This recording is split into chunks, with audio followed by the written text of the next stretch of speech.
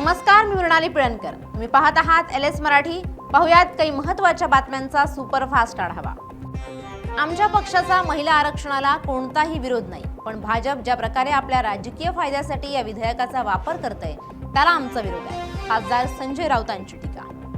माजी खासदार राजू शेट्टी मनसे प्रमुख राज ठाकरेंच्या भेटीला. अवकाळी पावसामुळे काजू आणि आंबा पिकाचं मोठं नुकसान, या संदर्भातच राजू शेट्टींनी भेट घेतल्याची माहिती. शरद पवार कुटुंब हे कधीच पुरोगामी नव्हतं. पुरोगामीपणाची आडोशानं सत्तागामी हाच एक कलमी कार्यक्रम राबवला. आमदार सदाभाऊ खोत यांची पवार कुटुंबावर टीका.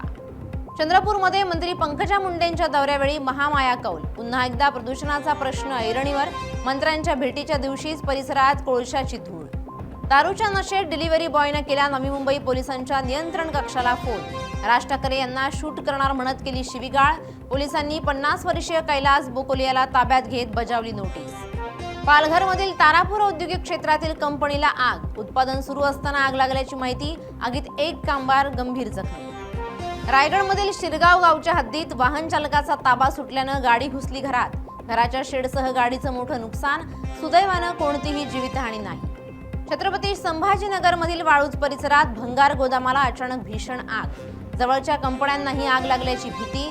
सुदैवानं अद्याप कोणतीही जीवितहानी नाही. वाशिममधील अनसिंग येथे आढळलेल्या मृतदेहाची ओळख पटली. मृतदेह शेलू बुद्रुक येथील केशव बळीराम गाडे यांचा असल्याचं स्पष्ट. शवविच्छेदनाच्या अहवालातून मृत्यूचं कारण होणार स्पष्ट. हिंगोलीत तरुणाचा मृत्यू उष्माघातानं झाल्याचा संशय. मात्र तरुणाचा मृत्यू अल्कोहोलिक लिव्हर डिसीजमुळे झाल्याची माहिती समोर. ऊन वाढल्यानं हिंगोलीत उष्माघाताच्या रुग्णांसाठी बेड राखीव.